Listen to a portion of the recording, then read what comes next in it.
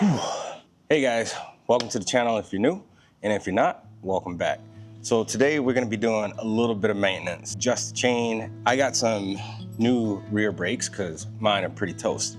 So I just did a 2,300 mile, 14-day trek across the Midwest. We went across South Dakota, Montana, Wyoming, Nebraska. During that trip, a buddy of mine pointed out that my chain looked loose. Didn't have any other way of scheduling myself to check something like that. I guess sitting down and reading that manual would help, but ain't nobody got time for that. We're gonna go ahead and adjust it because it does look quite loose to me, getting a lot of chain chatter and whatnot. So there are two methods that I found to adjust your chain properly. The first method is using the manual. The manual clearly lays out how to do this, and it's basically measuring your slack and trying to fall within the tolerances. So the other way that I've seen is to squat the bike using a ratchet strap until you get certain alignment with your pivots and axle. And from there, you can kind of adjust your chain from more of a practical or common sense perspective. Which way is the best way? Which way is most accurate? I don't know. So we're gonna cover them both and at least validate the manual and see if we can't match the spec of the manual using the more practical way of squatting the bike. There's gonna be a lot of content I'm planning to push out from this channel. So if you're still here, go ahead and hit that subscribe button so you don't miss out. Yeah, I'm just waiting for you to go ahead and subscribe, so.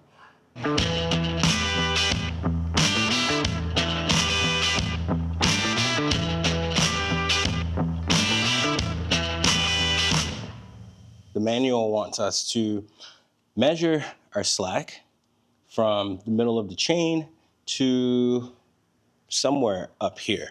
It wants us to measure the distance A between the rib and B on the drive chain guide, 1, and the center of the drive chain, 2. So it looks like the edge of the swing arm there. It's the middle of the drive chain.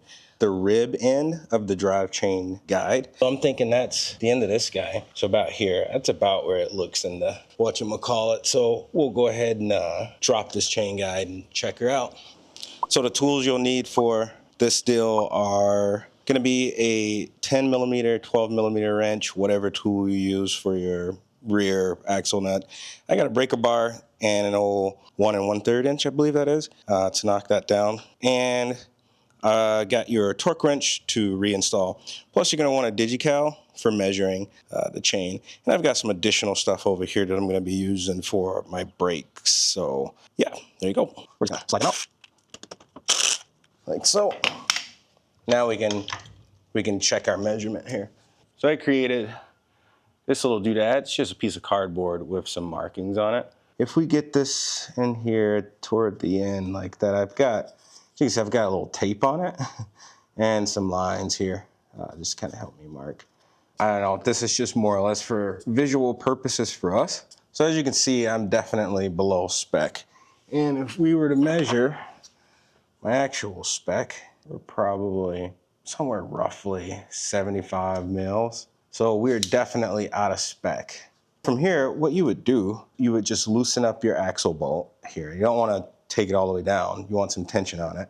And then you would loosen your lock bolt and then your screw that moves, pushes your wheel back, and then you just adjust it until you got yourself in the spec. What I like to do now is check out this other method. So I'm gonna go ahead and squat this bike, get her lined up, and I'll show you what that looks like.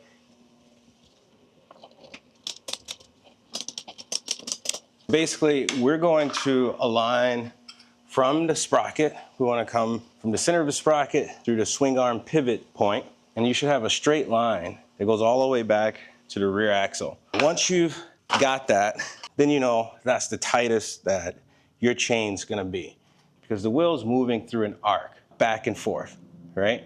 And so when those 3 points are aligned, the wheel is at the farthest back in that arc that it can possibly go. Anything above or below loosens the slack in the chain. So we want to be here when we measure slack. But first, we've got to like get a decent method to do this. So if we do that, I don't know, man. It's hard to tell, especially up close. I can't see. Can you guys see? Yeah, it looks like I've gone a little far, but that's okay. We'll just pop her down just a hair.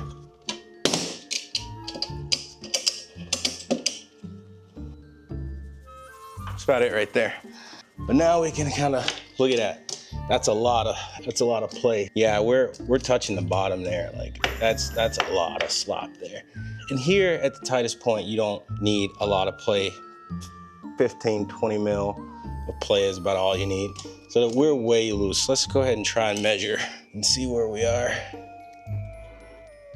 We're at about 66. Let's go ahead and adjust our axle. We're gonna go for straight leverage.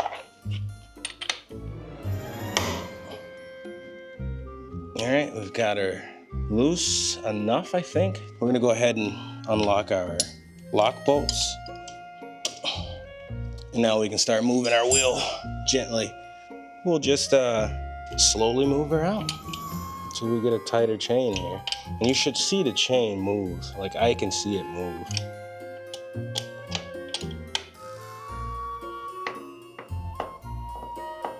We're just gonna keep going here.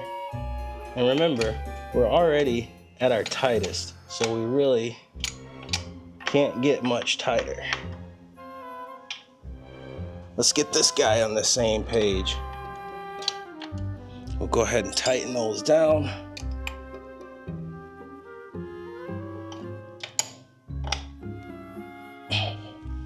All right, we will tighten this down just so it's not moving. Right there. Then we'll let her down and see and measure again from factory spec and see where we are.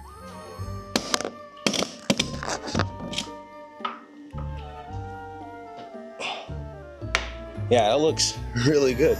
Look at that. We are, you know, between these two lines is factory spec in the middle of our chain here. You know, I think that might be good. I mean, it looks like we can come up a hair, but I'm gonna say that's good because I don't wanna loose everything up again. And we're gonna rock it. But we came up a lot, right? We had a lot of play and slop in there, so we took that out. So let's go ahead and get our chain guy back on and fix our brakes. And coming back from my trip, I realized my rear brakes were toast. These guys are massively toast. They are just Dunskies. So we're gonna be replacing them with these golfers, sorry. But these should be your FD 165s for a part number. Yeah, there we go. FD 165. These look a lot better than my stock ones. Bruh. So we're gonna go ahead and pop these in. We're also gonna go for a bleed too, because I did install the Camel Fix brake pedal, but I never bled the brake. So hopefully with new pads and bleeding the system, we should get better brake results. So obviously, you're gonna wanna install these with the pad facing the rotor. So when you go to remove your brakes, you'll have this pin and this clip. The pin will be inserted through the back like so, all the way through. And this clip will just clip inside of a little hole that lives in this pin. Kind of locks it in place. As you can see, there's a little hole there. And that pin clips in on this side. So you'll want to make sure you look at how that's arranged and then pop out the clip, and then you'll tap the pin out from over here with just a punch. And it comes out fairly easy. Before you install it, you're gonna wanna grease it up. So that's what I'm gonna do now. And I've just got some synthetic grease here. Nothing fancy at all.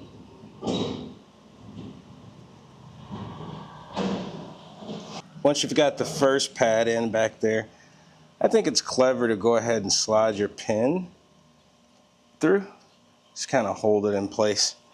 And your entire caliper here will push and move if you need that extra space. So, whew, I don't know. Don't get grease on your pads, people, like I just did. You've got, look at this little tab on the one side of your pad. You'll see it when you look in there how that works. It's just a little notch in there, and you'll want to pop that tab into it and then just kind of push up on it, and that kind of, you'll feel it kind of lock itself in place. All right, there we go. Push that in. Now, one way I saw this done, I've seen a guy just take a pair of channel lock, just kind of squeeze it in that way, like so. We're gonna have to punch her just a tad.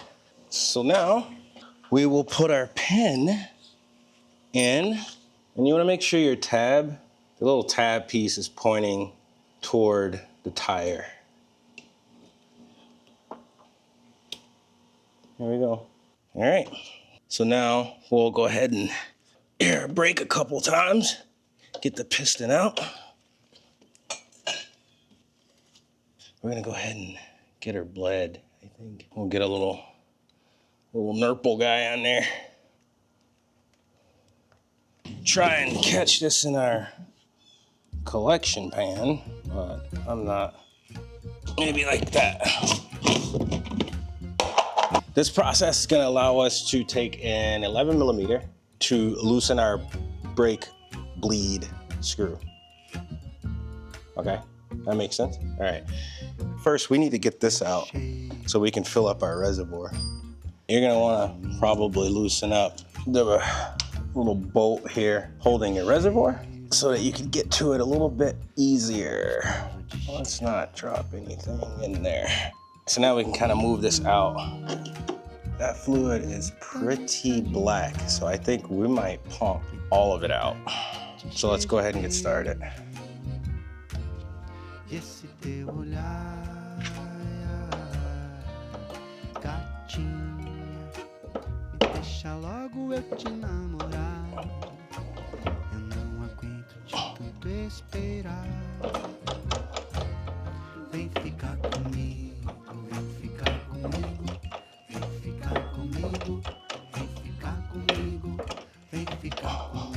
I am repeatedly filling, basically pumping, loosening this up enough that I've got some pressure to pump out all of the oil, the fluid.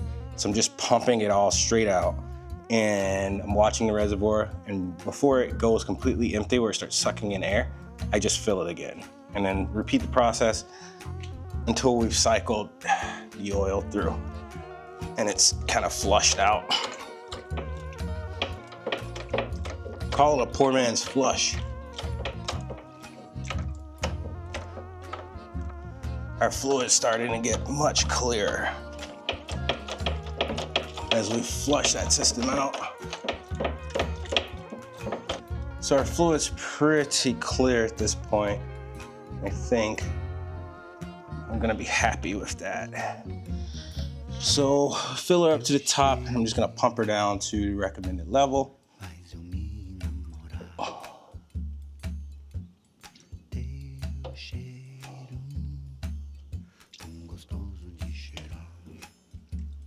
Clean off our reservoir. Just double check that our lid's on tight. Not cross-threaded or anything weird. Check our level. I think we're good. I'll just pop this guy back in here. Looks good. Clean off our nipple, and then we can return the little rubber boot to it. I swear, I cannot keep up with anything. Chances are I kicked it, and it's like long gone somewhere. Why do I do stuff like this? Oh, I got it. And I'll pop that back on. All right, I think we're good to go, guys. Let's get everything back together.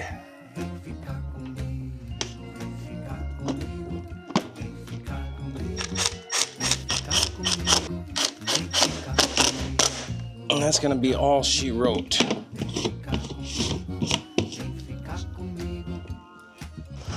Whew.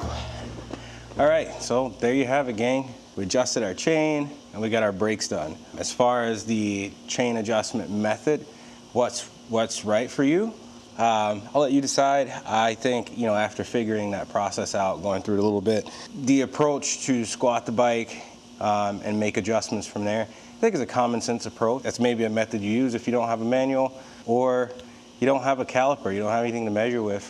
I don't know why you'd have a ratchet strap, but yeah, so I like that method. I think it's pretty accurate.